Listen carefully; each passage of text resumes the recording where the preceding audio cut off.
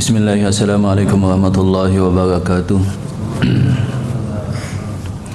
Alhamdulillah ala ihsani wa syukru lahu ala fadlihi wa amtinani. Asyhadu an la ilaha illallah ta'ziman li sya'nih wa asyhadu anna Muhammadan abduhu wa rasuluhu salawatullahi wa salamuhu alaihi ad-da'i ila ridwani salawatullahi wa salamuhu alaihi.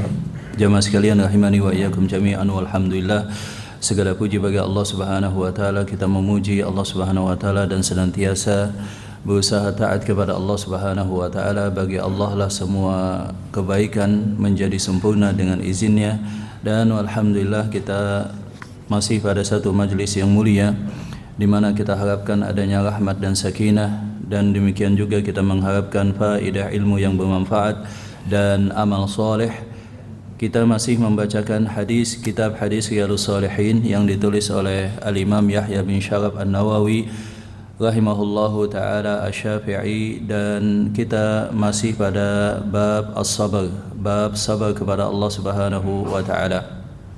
Sebelumnya kita telah bacakan hadis Rasulullah sallallahu alaihi wasallam di mana beliau memuji Nabi Musa alaihi salam rahimahullahu Musa. Semoga Allah Subhanahu wa taala merahmati Nabi Musa. Faqad udhiya akthar min dzalik, Nabi Musa sering disakiti oleh kaumnya. Dan telah kita bahas juga tentang pentingnya bagi kita untuk senantiasa berdoa kepada Allah Subhanahu wa taala, meminta afiyah pada badan kita, pada fisik kita, demikian juga pada keluarga kita, dan demikian juga harta kita. Dan itulah yang kita pinta dalam doa kita, sebagaimana itu yang menjadi motivasi daripada Rasulullah sallallahu alaihi wasallam. Walaupun memang telah kita sebutkan secara hakikatnya kelak di akhirat, maka yang lebih berbahagia itu adalah ashab al-bala, ahlul bala, mereka yang senantiasa mendapatkan ujian beruntun, demikian juga musibah dan berbagai macam hal yang tidak menyenangkan. Secara hakikat kelak di akhirat demikian adanya. Oleh karena itulah, sebagaimana telah kita sebutkan, ahlul afiyah, mereka yang senantiasa mendapatkan berbagai macam kemudahan dan juga kesenangan di dunia, walaupun mereka taat kepada Allah, kelak akan masuk surga. Demi ketika melihat begitu luar biasanya balasan yang didapat karena bersabar di atas musibah dan bala, mereka berhayal, mereka seakan-akan menginginkan bahwa posisi tersebut bisa mereka tempati, ditukar posisinya, ahlul afiyah menjadi ahlul bala, wallahu ta'ala alam bisawab. Tetapi walaupun demikian tidak boleh dijadikan sebagai doa. Jadi hakikatnya ada dua. Yang pertama adalah menunjukkan kekuatan dan ketinggian iman, sebagaimana hadis yang telah kita ketahui, asyaddul bala al-anbiya thumma alladhina yalunahum thumma alladhina yalunahum, bahwa mereka yang paling kuat imannya dan paling tinggi itu adalah mereka yang paling banyak diuji, dan itu adalah posisi para nabi, kemudian sesudahnya, dan hakikat yang kedua bahwa semua dosa dan musibah serta ujian, jikalau kita hadapi dengan penuh sabar kepada Allah Subhanahu wa taala, itu akan dibalas oleh Allah Subhanahu wa taala dalam bentuk pahala, dosa yang diampunkan dan ditinggikan derajat. Dan hakikat yang ketiga, seseorang yang merupakan afiyah, ahlul afiyah, kelak di akhirat menginginkan, duhai seandainya dia dulu di dunia penuh dengan ujian tanpa jeda sama sekali. Wallahu ta'ala alam bisawab. Naam. Selanjutnya kita lanjut pada hadis yang berikutnya, adalah hadis yang diriwayatkan oleh Anas bin Malik. Anas bin Malik radhiyallahu ta'ala anhu, anak daripada Malik bin Nadar atau anak daripada Ummu Sulaim. Anas bin Malik, pembantu Rasulullah sallallahu alaihi wasallam, beliau berkata, qala Rasulullah sallallahu alaihi wasallam, beliau Rasulullah sallallahu alaihi wasallam bersabda, idza aradallahu bi 'abdihi khairan ajjala lahu al-'uqubata fid dunya. Ketika Allah Subhanahu wa taala menginginkan kebaikan bagi seorang hamba dalam agama dan akhiratnya, maka Allah Subhanahu wa taala segerakan hukuman atas dosanya ketika di dunia.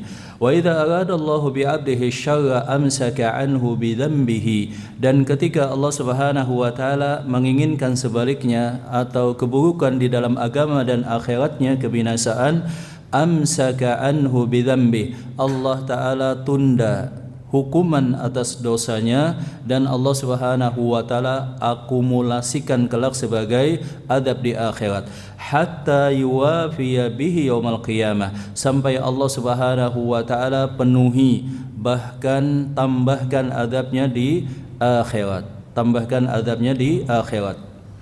Jadi ketika kita mendapatkan musibah, jemaah rahmat Allah Subhanahu wa taala, hal yang harus kita betul-betul yakini adalah bahwa musibah tersebut telah ditakdirkan oleh Allah Subhanahu wa taala bahkan 50.000 tahun sebelum penciptaan langit, bumi dan seisinya.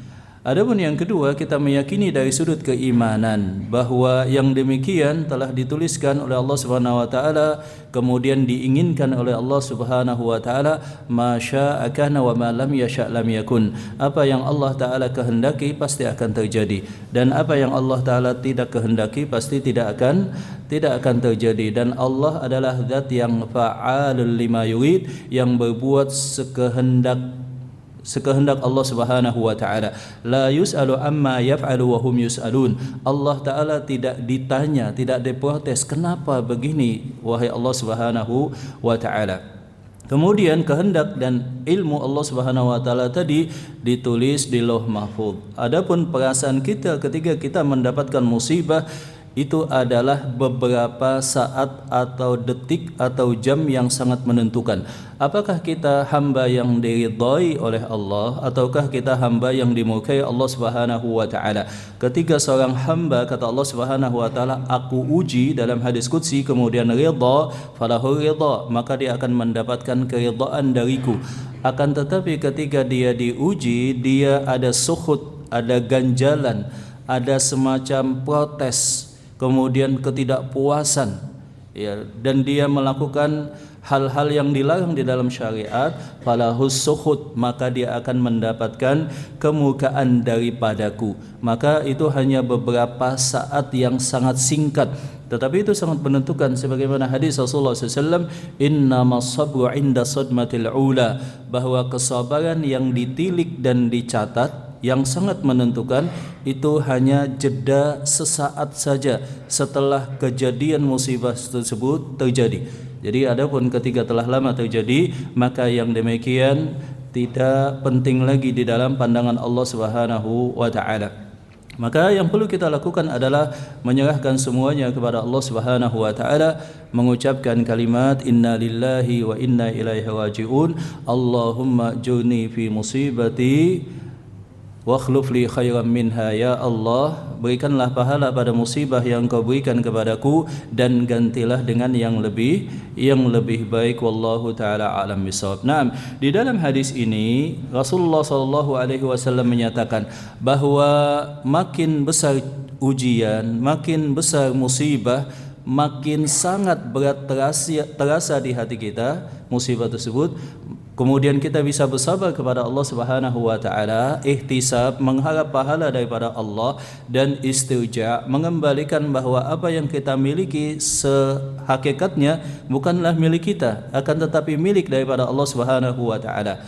Maka yang demikian, inna idhamal jazaa'i ma idhamil bala, bahwa besarnya pahala balasan daripada Allah Subhanahu wa taala itu sesuai dengan besarnya dan pahitnya ujian tersebut. Dan di sini tidak ada batas minimal. Sebagaimana dalam hadis yang sebelumnya, tidaklah ada sesuatu apapun yang menimpa seorang muslim, baik itu sakit, baik itu gundah gulana, kesedihan, bahkan sampai duri yang menusuk kakinya, kemudian dia bersabar kepada Allah, kecuali semuanya itu akan menghapuskan dosa. Maka makin besar musibah dan ujian yang menimpa, makin besar pahala yang didapatkan.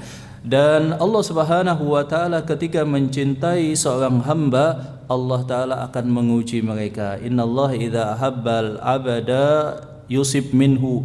Dan di dalam redaksi hadis ini ibtalahum, ada dua redaksi daripada Rasulullah SAW, bahwa Allah Subhanahu wa taala ketika mencintai hamba, salah satu tandanya adalah bahwa Allah Subhanahu wa taala akan mengujinya, dan Allah taala memberikan taufik kepada dia sehingga dia bisa bersabar kepada Allah Subhanahu wa taala. Faman radiya falahu ridha, barang siapa ridha dia akan mendapatkan keridhaan. Wa man sakhita falahu sukhut, dan barang siapa yang dia murka atau protes atau tidak terima, maka dia akan mendapatkan kemurkaan daripada Allah Subhanahu wa taala. Dan telah kita jelaskan penjelasan daripada Syekh Utsaimin bahwa seseorang ketika mendapatkan musibah, beberapa jeda saat yang sangat singkat dia wajib bersabar kepada Allah. Itu ada 3 tingkatan. Yang pertama adalah as-sabru, manzilah as-sabru, maqam di mana dia bisa bersabar kepada Allah Subhanahu wa taala. Jadi dia kembalikan kepada Allah Subhanahu wa taala, dia harapkan pahala daripada Allah Subhanahu wa taala, tetapi rasa sakit di hatinya masih sangat terasa. Tetapi dia bisa mengendalikan psikologis dan tindakan dia serta ucapannya, tidak melakukan hal yang Allah Subhanahu wa taala larang. Seperti itu. Tetapi sangat terasa musibah tersebut dalam hatinya. Adapun yang kedua adalah ridha. Ridha itu adalah dia betul-betul merasa, ya, dia betul-betul berserah diri sepenuhnya kepada Allah, dan rasa sakit itu terasa seakan-akan tidak terasa. Sakitnya kehilangan, sakitnya musibah, karena dia betul-betul meyakini bahwa ini kehendak Allah, dalam ilmu Allah, dan ditulis di Lauh Mahfuz, maka dia serahkan sepenuhnya kepada Allah, dan rasa sakit dalam hatinya atas musibah itu tidak terlalu terasa, bahkan bagi dia biasa-biasa saja. Nah, makam yang paling tinggi kata Syekh Utsaimin adalah makam syukur kepada Allah. Ketika dapat musibah malah bisa bersyukur kepada Allah. Ini tentu saja agak aneh dari sudut pandang psikologis. Bagaimana mungkin seseorang bisa bersyukur kepada Allah ketika diuji, ketika dapat musibah, ketika hilang harta atau hilang nyawa atau berbagai macam musibah yang lainnya. Tetapi kata para ulama, keyakinan dia terhadap balasan Allah mengalahkan rasa sakit terhadap musibah, dan itu sudah dia siapkan sebelumnya, dia kondisikan psikologisnya di sepanjang hidupnya. Jadi ketika ada musibah, dia langsung kembalikan, dan dia merasa dia mendapatkan keberuntungan yang sangat luar biasa. Ini adalah bersyukur kepada Allah, makam yang sangat tinggi. Di luar daripada itu, apapun yang terjadi, maka Rasulullah SAW memerintahkan kepada kita untuk mengucapkan dan menghayati 2 kalimat tahmid. Yang pertama adalah ketika dapat nikmat, alhamdulillahilladzi bi ni'matihi tatimmus shalihat. Segala puji bagi Allah yang dengan kebaikannya, dengan nikmatnya semua kebaikan menjadi sempurna. Adapun ketika mendapatkan musibah, hal yang tidak kita inginkan, tetap tahmid juga, supaya kita dapat keutamaan, entah itu ridha, entah itu syukur terhadap musibah, walaupun misalkan secara faktanya hati kita merasa masih sakit, yaitu kalimat alhamdulillahilladzi ala kulli hal. Segala puji bagi Allah bagaimanapun keadaan dan apapun yang terjadi. Naam. Jadi pada kalimat inna lillahi wa inna ilaihi raji'un itu maknanya sangat dalam, bahwa saya, harta saya, keluarga saya, bahkan apapun yang saya miliki, bahkan apapun yang ada di dunia dari semua makhluk Allah, sejatinya itu adalah milik Allah dan akan kembali kepada Allah, dan semuanya akan menemui titik ketiadaan, kebinasaan. Kullu man 'alaiha fan, semua yang ada di dunia ini akan binasa. Ya, wa yabqa wajhu rabbika dzul jalali wal ikram, dan yang kekal hanyalah Allah Subhanahu wa taala. Dan kita hanya punya 2 keadaan dalam hal kepemilikan, relasional kepemilikan antara kita dengan apa yang kita miliki, baik itu harta, baik itu keluarga, baik itu yang lain-lainnya. Hanya 2 keadaan. Yang pertama, kita yang meninggalkan, atau yang kedua, kita yang ditinggalkan terhadap keluarga kita, misalkan istri, anak, keluarga, orang yang kita cintai dan dekat kepada kita. Itu hanya ada 2 keadaan, dan ini berada di luar kontrol kita. Kita tidak bisa memilih. Yang pertama, imma kita yang meninggalkan duluan, harta kita, istri kita, keluarga, semua orang yang kita cintai. Atau yang kedua, kalau kita usia panjang, kita yang ditinggalkan. Hanya dua keadaan ini dan kita tidak bisa memilih serta berpaling darinya. Nah, dengan hal ini kita akan bisa lebih memahami hadis yang berikutnya. Hadis yang berikutnya juga diriwayatkan oleh Anas bin Malik. Anas bin Malik radhiyallahu taala anhu, sebagaimana kita ketahui, itu telah masuk Islam bersama ibunda dan ayahandanya ketika sebelum Rasulullah SAW datang ke kota Madinah.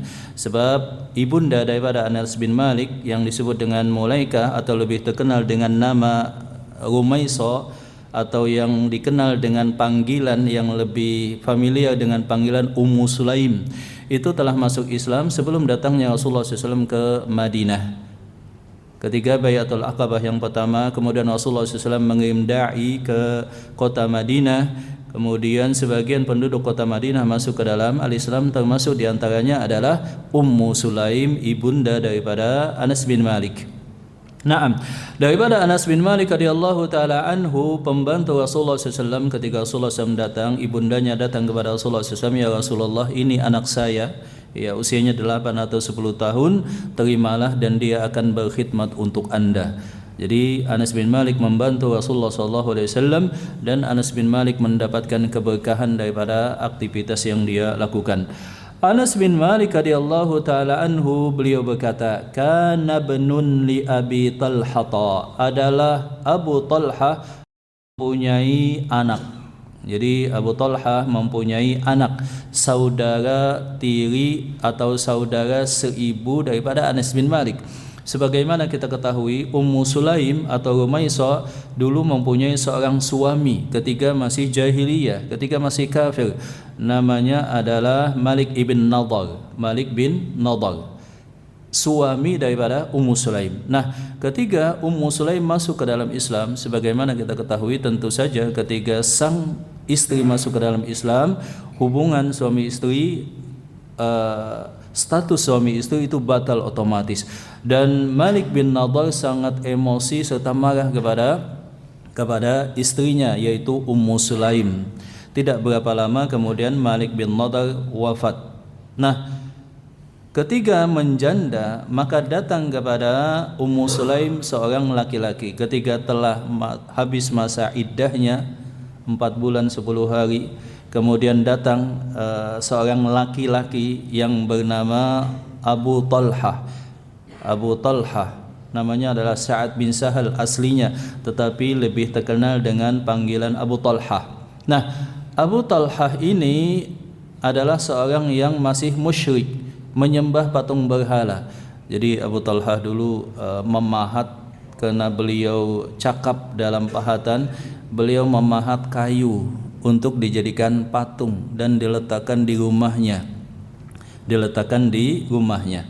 Nah, Abu Talha ini kagum dengan Ummu Sulaim, memendam perasaan. Ketika wafat suaminya, datanglah Abu Talha ke Ummu Sulaim untuk mengkhidbahnya, meminangnya. Maka Ummu Sulaim menyatakan, mithluka, orang yang seperti engkau, yang baik secara sosial, yang punya harta banyak, tidak berhak untuk ditolak. Tidak berhak untuk ditolak. Dan aku juga janda, kata Ummu Sulaim, boleh menikah, engkau tidak berhak ditolak. Jadi mau nolak secara langsung tapi enggak enak. Dan Ummu Sulaim, ulama katakan adalah sahabiyat atau sahabat wanita yang sangat cerdas. Beliau cerdas dari dua hal terutama. Yang pertama adalah cerdas emosionalnya, dan yang kedua adalah cerdas dalam hal komunikasi. Semua komunikasi yang beliau lakukan yang terekam dalam hadis-hadis yang diriwayatkan oleh para ulama itu menggambarkan dua hal. Yang pertama adalah kecerdasan dalam komunikasi, dan yang kedua adalah kecerdasan dalam pengelolaan emosionalnya dari sudut psikologis. Nah, Ummu Sulaim berkata, orang yang seperti engkau tidak berhak menerima penolakan. Lihatlah kalimat yang sangat elegan. Jadi untuk meminimalisir kekecewaan daripada si Abu Talha. Padahal maksudnya Ummu Sulaim mau nolak, Tetapi kalimat pembukanya apa? Orang yang seperti engkau tidak layak untuk ditolak. Akan tetapi saya muslim, engkau adalah musyrik. Ya, seperti itu.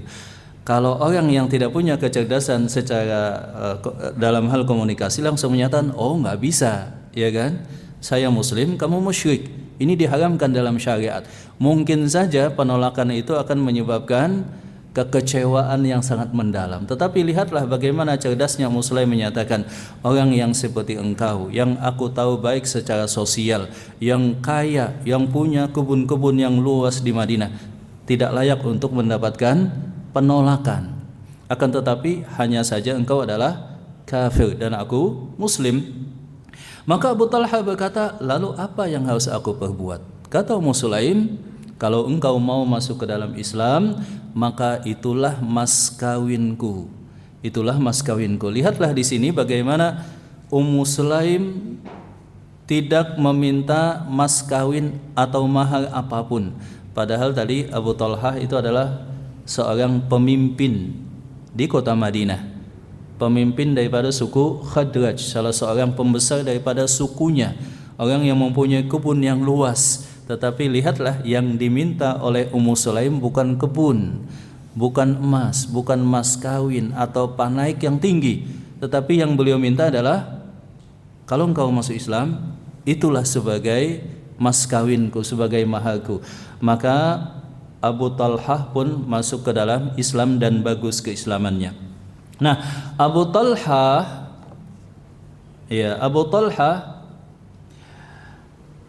ini mempunyai anak ketika menikah dengan Ummu Sulaim. Kakaknya, adiknya daripada Anas bin Malik. Namanya adalah Abu Umair. Tidak disebutkan namanya siapa, tetapi anak kecil ini yang usianya masih balita, ya, di atas 5 tahun atau 6 atau 7 tahun.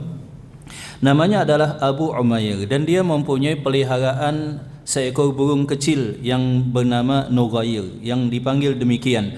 Dan Rasulullah SAW ada hadis khusus di mana beliau melihat anak kecil balita ini sedang bersedih.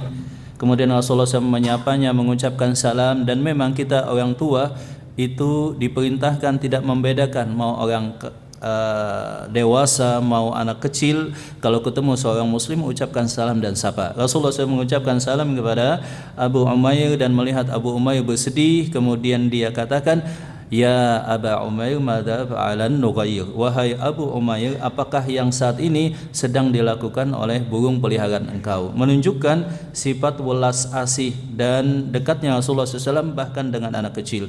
Dan menunjukkan juga berbagai macam faidah yang lain yang disebutkan oleh para ulama, bahwa hadis tersebut mengandung 40 faidah. Hadis yang singkat, sapaan dan salam beliau kepada anak kecil, kemudian ulama sebutkan ada 40 poin faidah. Nah, Abu Umair ini atau anak kecil tadi itu wafat, ya, dan dia adalah saudara tiri daripada Anas bin Malik. Beda bapak, ya kan? Anas bin Malik itu bapaknya adalah Malik bin Nadar, dan Abu Umair balita yang meninggal tadi bapaknya adalah Abu Talha, tapi ibunya sama, yaitu Ummu Sulaim. Kana banun li Abi Talha radhiyallahu anhu yashtaki, adalah anak daripada Abu Talha yang beda bapak denganku atau saudara tiriku, adikku maksudnya, Abu Umair tadi menderita sakit. Fa kharaja Abu Talhata, maka Abu Talhata keluar untuk satu keperluan ke luar kota Madinah. Ya, tidak menyadari bahwa sakit sang anak ternyata sangat serius.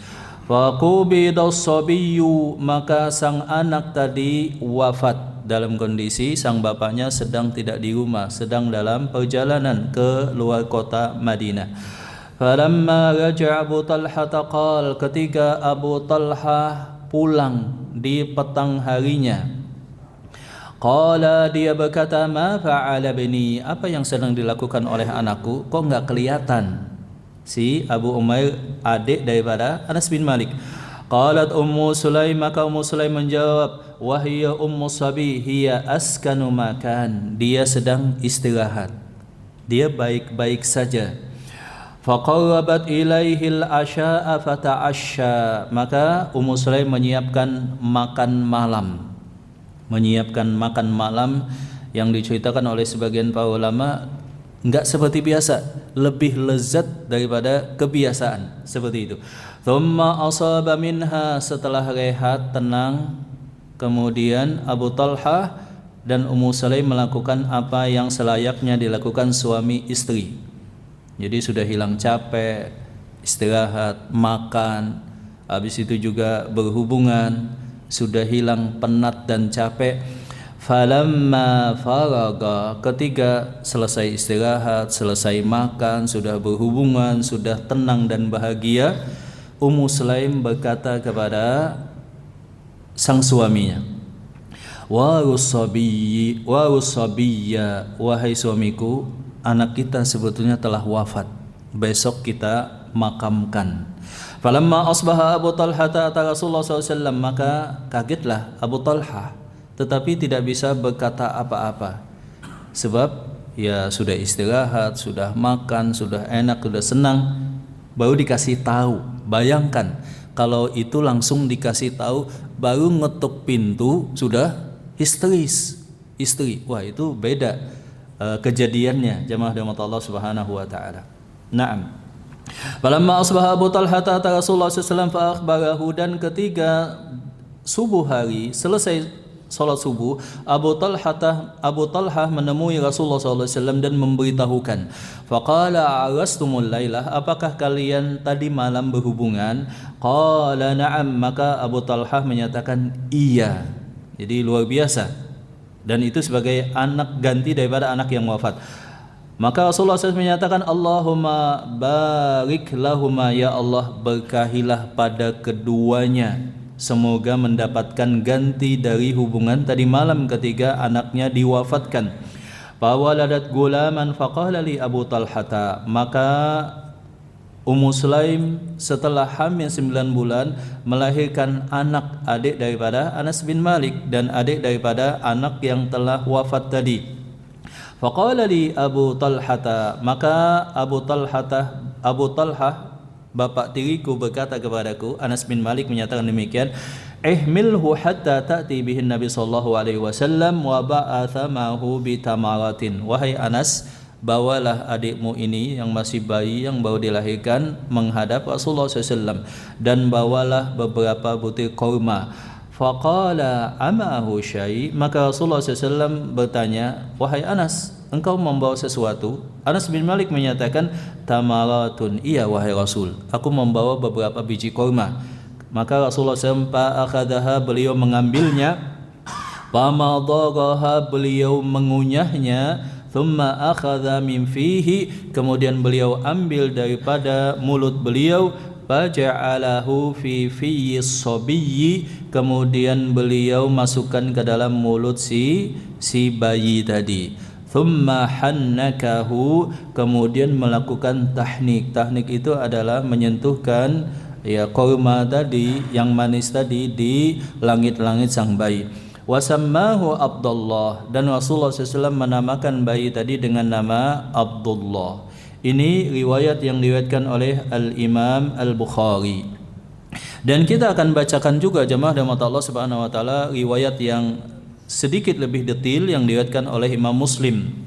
Wa fi riwayatin li Muslim, dan pada riwayat yang diriwayatkan oleh Imam Muslim secara lebih lengkap, mata benun li Abi Talha min Ummu Sulaim, telah wafat anak daripada Abu Talha dari hasil pernikahan beliau dengan Ummu Sulaim. Jadi Ummu Sulaim sebagaimana kita katakan tadi adalah seorang wanita yang sangat cerdas secara komunikasi dan juga secara emosional. Kalau kita ingat-ingat, ada hadis Rasulullah SAW yang lainnya. Contohnya misalkan ketika Ummu Sulaim bertanya kepada Rasulullah SAW tentang apakah wanita mandi kalau mengalami mimpi. Kalau mengalami mimpi, enggak ada di antara sahabiyat yang berani bertanya tentang hal demikian. Padahal itu adalah hal yang juga menjadi tanda tanya di kalangan kaum wanita. Maka Ummu Sulaim Karena mengalami hal demikian dan juga untuk memecah kebuntuan banyaknya yang ingin bertanya tapi malu, Ummu Sulaim datang kepada Rasulullah SAW. Ya Rasulullah, wahai Rasul, alaysa Allah la yastahi minal haq? Bukankah Allah tidak malu terhadap kebenaran dan itu harus diungkapkan? Ya, jadi pakai pembuka dulu karena beliau sangat cerdas secara komunikasi tadi. Kata Rasulullah SAW, "Na'am, iya, Allah Subhanahu wa taala tidak pernah malu untuk menjelaskan hal yang al-haq." Setelah itu Ummu Sulaim baru bertanya, "Fahal alal mar'ah, apakah wanita, fahal alal mar'atil iktisal, apakah wanita wajib mandi idza talamat kalau dia mengalami mimpi?" "Na'am, idza ra'atil ma." Iya, kata Rasulullah, kalau dia melihat apa yang lazim dilihat ketika setelah mimpi basah, seperti itu. Kemudian berbagai macam peristiwa yang lainnya yang menunjukkan betapa cerdasnya Ummu Sulaim ini dari sudut komunikasi dan dari sudut emosional. Ini poin yang sangat penting daripada apa yang berkaitan dengan pribadi Ummu Sulaim. Di samping bahwa beliau juga ikut serta dalam peperangan Uhud di garis belakang yang mengobati dan menyiapkan perbekalan serta makanan. Demikian juga beliau ikut serta dalam peperangan Hunain setelah penaklukan kota Mekah bersama-sama dengan suaminya Ummu Talhah, Na'am. Faqalat li ahliha. Jadi wafat anaknya daripada Ummu Sulaim yang sakit tadi ketika suaminya merasa sakit anaknya biasa-biasa saja, kemudian keluar kota Madinah dan ternyata wafat ketika sang bapak sedang di luar kota Madinah. Faqalat li ahliha, karena Ummu Sulaim ini sangat cerdas, dia langsung berkata kepada keluarganya, dikumpulkan keluarganya, berita ini ditutup. Ya, tidak boleh di antara kalian yang mengabarkan kepada orang lain, bahkan termasuk kepada sang bapak. Aku nanti yang akan langsung mengabarkannya. Jadi langsung mengambil alih situasi. Ini menunjukkan cerdasnya Ummu Sulaim. La tuhaditsu Aba Talhah bibni hatta akuna ana uhaditsu. Jangan ada di antara kalian yang ngomong ke Abu Talhah. Iya, kalau kita kan pas meninggal langsung panik. Kemudian mungkin saja telepon sana sini, apalagi kalau sang bapak di luar kota sambil nangis dan histeris, ya cerita ke bapaknya. Tapi lihatlah apa yang dilakukan oleh Ummu Sulaim. Dan ini bukan berangkat dari perasaan atau kondisi biasa-biasa saja. Ini memang sudah menjadi habit daripada Ummu Sulaim, bahwa sifat beliau adalah meyakini dan menyadari di dunia ini semuanya tidak ada yang menjadi hak milik. Di dunia ini hanya hak pakai saja. Perasaan yang begitu telah mendarah daging psikologis seperti itu menjadikan beliau akhirnya enteng. Oh, kalian diam saja, jangan ngasih tahu bapaknya, cukup aku yang ngasih tahu. Kalau kalian ngasih tahu nanti ya repot nanti kejadiannya. Seperti itu. Hatta akuna ana uhaditsu faja'a faqarrabat ilaihi asya'an. Maka datanglah Abu Talhah dalam kondisi capek. Kita bisa bayangkan orang yang capek keluar kota, jamaah. Kita saja naik pesawat, ya kan, enak dari luar kota, datang gak disambut misalkan, atau penyambutannya kayak ada yang kurang antusias, nggak dihidangkan, nggak disiapkan mandi dan macam-macam. Wah, banyak orang yang emosi pada hal-hal kecil. Orang yang sedang capek dari perjalanan jauh itu toleransi perasaannya jadi tipis. Apa yang disebut dengan windows of tolerance. Jadi keleluasaan dia untuk bisa bersikap sebagaimana adanya, psikologi dia itu sedang tidak siap. Orang seperti ini istirahat dulu, baru bisa mengembalikan psikologinya. Jadi istirahat dulu, tenang dulu, makan dulu. Dan lihatlah betapa Ummu Sulaim menyadari dan memahami hal yang seperti itu. Jadi tidak dikasih tahu. Faqarrabat ilaihi asya'an, maka dihidangkanlah hidangan. Fa'akala wa syariba, maka Abu Talhah pun setelah berbersih makan dan minum. Thumma tasanna'at lahu ahsana ma kanat tasanna'u qabla dhalik. Kemudian Ummu Sulaim berhias. Ya katakanlah lebih cantik daripada biasanya. Sengaja untuk menyiapkan bantalan psikologis bagi Abu Talhah supaya siap. Ada hal yang akan disampaikan yang mungkin bikin kaget dan menghentak psikologi Abu Talhah, maka Ummu Sulaim menyiapkan bantalan psikologi dulu. Pertama, hidangkan makanan, ajak ngobrol. Ketiga ditanya, bagaimana anak saya? Kata Ummu Sulaim, tenang, dia sedang istirahat. Maksudnya istirahat itu sudah wafat, sudah meninggal. Kemudian kasih makanan yang enak. Setelah itu Ummu Sulaim berhias sehingga, dan bahkan disebutkan Ummu Sulaim yang mengambil inisiatif untuk melakukan. Setelah selesai, ya sebelum istirahat malam, Ummu Sulaim baru berkata dengan perkataan yang luar biasa. Fawaqa biha falamma anrat annahu qad syabi. Ketika Ummu Sulaim melihat bahwa suaminya sudah tidak capek, lagi senang dan dalam keadaan junub, maksudnya belum sempat mandi, qalat, baru kemudian Ummu Sulaim berkata, ya Aba Talhata, wahai suamiku. Jadi ada pembukaan dulu, sebab beliau sangat cerdas secara komunikasi, dalam cara berkomunikasi. Ummu Sulaim berkata kepada Abu Talhah, jadi sebelum komunikasi dipelajari sebagai satu disiplin ilmu, sebelum psikologi dipelajari sebagai satu disiplin ilmu, para sahabat, dan dalam kasus hadis yang kita ceritakan, Ummu Sulaim telah betul-betul memahami dan mempraktekannya dalam contoh yang sangat elegan dan luar biasa.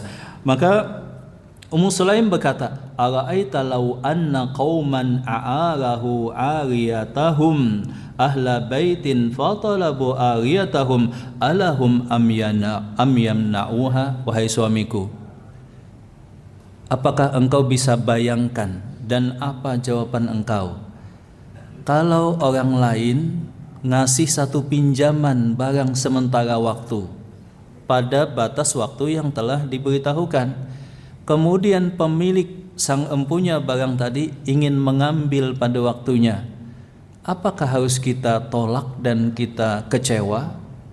Kata Abu Talhah, ya harus dikasihkan. Sesuatu yang dititipkan dan dipinjamkan, kalau diminta itu harus dikasihkan secara sukarela. Namanya juga apa? Pinjaman. Namanya juga amanah sementara waktu. Jadi ini menyiapkan dulu. Maka kemudian Ummu Sulaim berkata, faqalat fahtasib ibnak. Kalau begitu, Allah yang telah meminjamkan, Allah yang telah mengamanahkan dan menitipkan seorang manusia, yaitu anak kita, itu Allah Subhanahu wa taala telah mengambilnya. Allah Subhanahu wa taala telah mengambilnya. Faqadib, maka tetap kaget ya Abu Talhah. Tetapi beda kalau bayangkan kalau baru datang dikasih tahu, wah itu kecewanya luar biasa. Sudah capek, yang terbayang tidur, istirahat, makan gitu ya. Tahu-tahu dikasih tahu anak meninggal, itu semalaman bisa nggak tidur. Tapi beda keadaan ini, kekagetan dan emosi sesaat. Habis itu bahkan Abu Talhah sangat berterima kasih kepada Ummu Sulaim, bahkan merasa kagum luar biasa kepada istrinya, tetapi tetap kaget dan emosi sesaat seperti itu, jemaah rahmat Allah Subhanahu wa taala. Maka kemudian thumma qala taraktani, bagaimana mungkin engkau bisa membiarkan hal yang demikian sampai aku terlanjur seperti ini, junub, dan kemudian tidak mengetahui. Thumma akhbartani bibni, baru kemudian kau beritahukan. Fantalaqa hatta ata Rasulullah sallallahu alaihi wasallam fa akhbaru bimakan. Maka kemudian Rasulullah sallallahu alaihi wasallam, Abu Talha memerintahkan Anas bin Malik untuk membawa sang bayi tadi datang kepada Rasulullah SAW untuk didoakan. Maka Rasulullah SAW memuji Ummu Sulaim dan Abu Talha, dan beliau berkata, apakah tadi malam kalian sempat berhubungan? Ya, bayangkan meninggal tapi masih sempat berhubungan karena bantalan psikologi yang telah disiapkan tadi. Dan Rasulullah SAW mendoakan bahwa benih yang tadi malam itu sebagai ganti daripada anak yang telah wafat. Barakallahu lakuma fi lailatikuma. Semoga Allah Subhanahu wa taala memberkahi malam kalian. Memberkahi malam kalian, kata Rasulullah SAW. Maka dari hubungan tersebut Allah Subhanahu wa taala mentakdirkan dilahirkan seorang anak yang beliau berikan nama dengan nama Abdullah. Dan dari Abdullah tadi Ummu Sulaim dan Abu Talhah mendapatkan rezeki karunia 9 atau 10 cucu laki-laki yang semuanya menjadi penghafal Al-Qur'an, Nah, kelanjutan hadis daripada riwayat Muslim tadi, Al-Imam Muslim melanjutkan fahamalat, maka Ummu Sulaim pun hamil. Qala wa kana Rasulullah SAW fi safarin wa hiya ma'ah, dan Rasulullah SAW suatu saat dalam safar dan ketika akan pulang ke kota Madinah, saat itu Abu Talha dan Ummu Sulaim juga ada di rombongan. Fadarabahal makhadu, maka Ummu Sulaim pun merasa kesakitan. Ya, dalam bahasa kita mungkin saja sudah mengalami pembukaan atau persiapan untuk melahirkan, sudah mulai ada rasa sakit. Fahtabasa alaiha, tapi Ummu Sulaim tahu dia sedang bersama Rasulullah SAW, dan saat itu malam hari, jadi banyak rombongan yang lain, dan Rasulullah SAW tidak tahu kondisi yang dialami oleh Ummu Sulaim. Jadi Ummu Sulaim tahan rasa sakit itu, tidak beritahukan kepada Rasulullah, bahkan kepada suaminya. Sebab Rasulullah SAW menyatakan kepada para sahabat, wahai sahabatku, kita etikanya kalau pulang malam dari perjalanan jauh nggak boleh langsung. Kita istirahat dulu kota, kasih tahu dulu ke keluarga. Zaman dulu utusan, kalau kita mungkin WA gitu ya, kasih tahu supaya mereka siap-siap. Yang mau masak dulu, ya kan. Istri yang mau berhias, mandi dan berhias dulu. Jangan sampai ketika dia datang ke rumahnya sedang berantakan, anak-anak sedang ya macam-macam lah begitu ya, kayak kata orang kapal pecah gitu ya. Datang ke rumah itu kan bantalan psikologi lagi tipis tadi kesabarannya. Maka kata Rasulullah, kita jangan masuk dulu. Padahal Ummu Sulaim sedang apa tadi? Sakit mau melahirkan. Maka Abu Talha melihat, ini kok suaminya mukanya kayak orang yang sakit, jangan-jangan melahirkan. Kata Ummu Sulaim kepada suaminya, enggak ada apa-apa kok, saya baik-baik saja, enggak masalah, kita tunggu. Maka ditunggu, kemudian baru sampai ke rumah langsung melahirkan. Berarti kan di tengah jalan saat pulang tadi sedang menahan penderitaan rasa sakit yang luar biasa, tetapi sampai enggak ngasih tahu. Ini menunjukkan betapa kuatnya emosional dan betapa cerdasnya emosional daripada Ummu Sulaim. Maka bagi mereka yang mempelajari komunikasi atau misalkan psikologi, salah satu referensinya harusnya dari samping sahabat-sahabat yang lain, Ummu Sulaim ini layak dijadikan sebagai referensi. Wallahu taala alam bisawab. Naam. Sehubungan dengan Abu Talha, tokoh yang sedang kita bicarakan ini, jamaah rahmat Allah Subhanahu wa taala, sebagaimana kita ketahui beliau tadi adalah termasuk pembesar daripada suku Khadraj. Beliau juga termasuk orang yang kaya, salah satu di antara 12 kepala suku yang di baiat Rasulullah SAW dalam baiatul Aqabah yang kedua di kota Mekah. Saat itu Rasulullah SAW belum hijrah ke kota Madinah. Nah, Abu Talha ini, jamaah rahmat Allah Subhanahu wa taala, ada beberapa hal yang penting. Di samping bahwa istrinya itu dijamin masuk surga, kata Rasulullah SAW, aku mendengar langkah Ummu Sulaim atau Rumaisah di surga Allah Subhanahu wa taala. Demikian juga Abu Talha. Abu Talha ini beliau adalah veteran perang Badar juga. Beliau ikut dalam peperangan Badar dan peperangan sesudahnya, Uhud misalkan, dan perang yang lainnya. Dan ada satu kisah heroik di mana Abu Talha ini menjadi perisai hidup bagi Rasulullah SAW. Saat para sahabat sebagiannya ya terfitnah dengan harta rampasan perang misalkan, tergoda, kemudian terutama dari sebagian mereka yang bertugas sebagai pemanah, Kemudian juga saat itu kaum musyrikin berhasil mendesak kaum muslimin, bahkan Rasulullah SAW terluka, ya berdarah wajah beliau. Abu Talhah ini menjadi perisai hidup Rasulullah SAW sambil memanah pasukan. Demikian juga yang terjadi pada peperangan Hunain. Ketika saat peperangan Hunain kita tahu pasukan kaum muslimin itu terdesak, dan Rasulullah SAW juga sampai terdesak dan terancam nyawanya. Abu Talhah itu senantiasa menjadi tameng hidup bagi Rasulullah SAW. Kalau ada senjata yang menuju Rasulullah, maka Abu Talhah yang menghadapinya sambil memanah. Jadi beliau ahli panah, sampai disebutkan dalam peperangan Hunain Rasulullah SAW menyatakan Abu Talhah, wahai Abu Talhah, panahlah dan harta yang kau panah akan menjadi milikmu dan panah engkau akan tepat. Sampai Abu Talhah bisa memanah 20 pasukan.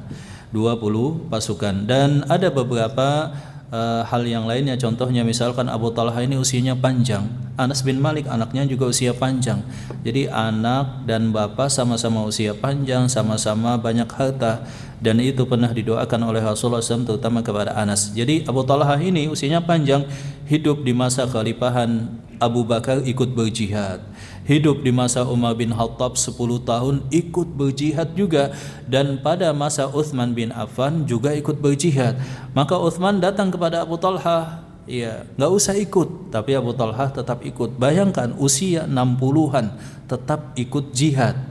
Kalau kita kan Masya Allah, kalau 60-an, saya saja misalkan 40 sekian, itu macam-macam sudah penyakit, ya kan? Jangankan untuk jihad, kadang-kadang keluar kota atau sedikit salah makan sudah sakit. Tapi para sahabat sampai usia panjang mereka ikut berjihad.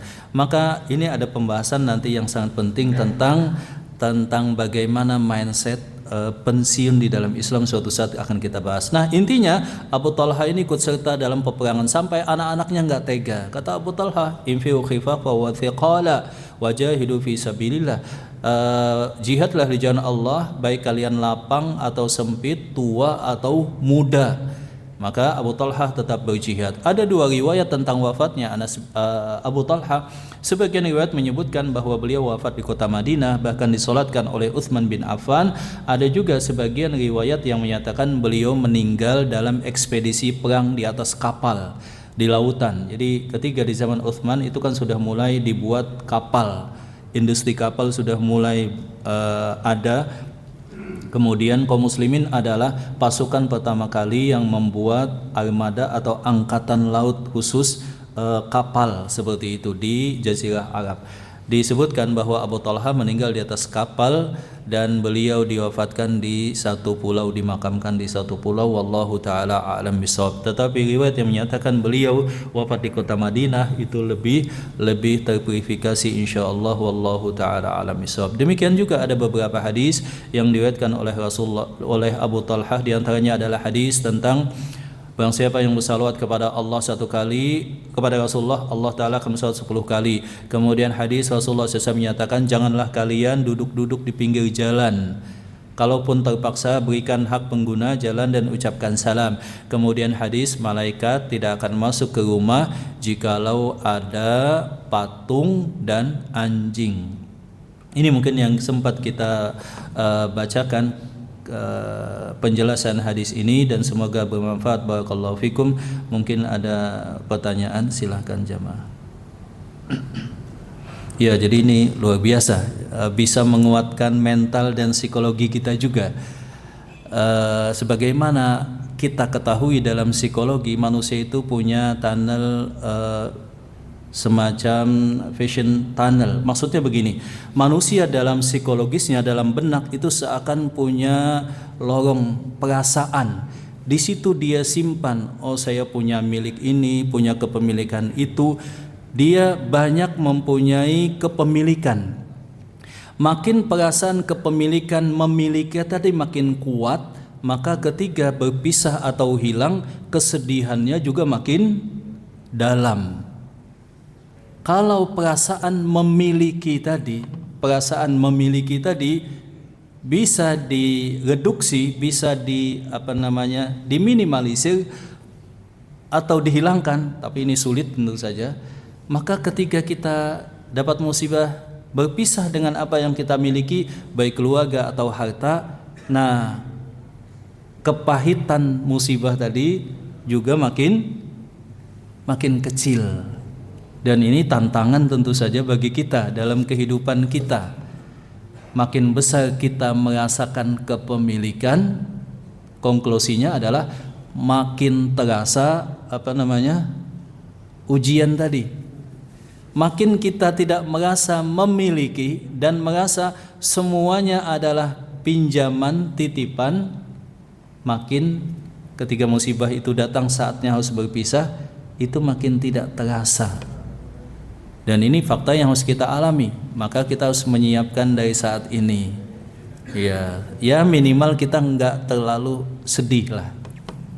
Kalaupun sedih, ya bisa tetap sesuai syariat.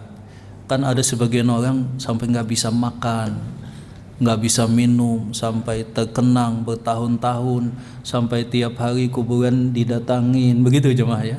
Ada yang sampai histeris, ada yang sampai down, mentalnya jatuh, dia tidak punya semangat hidup lagi karena perasaan dia memiliki itu sangat kuat. Jadi ketika diambil, wah goncang psikologi dia. Tapi kalau kita bisa dan kita harus berusaha mengikis sedikit demi sedikit, mereduksi dan mengembalikan kepada syariat, terutama hadis-hadis yang kita baca dalam Riyadhus Shalihin ini dalam bab sabar, itu insya Allah kita lebih siap. Makanya ada kejadian dulu ada kejadian-kejadian yang luar biasa dalam kisah-kisah para sahabat. Mungkin ada pertanyaan, silahkan jemaah. Dalam hadis yang kita baca ini memang menuntut praktek ya. Jadi kesabaran ini menuntut latihan dan praktek, dan itu masing-masing kita akan mengalami. Silahkan, mungkin ada pertanyaan.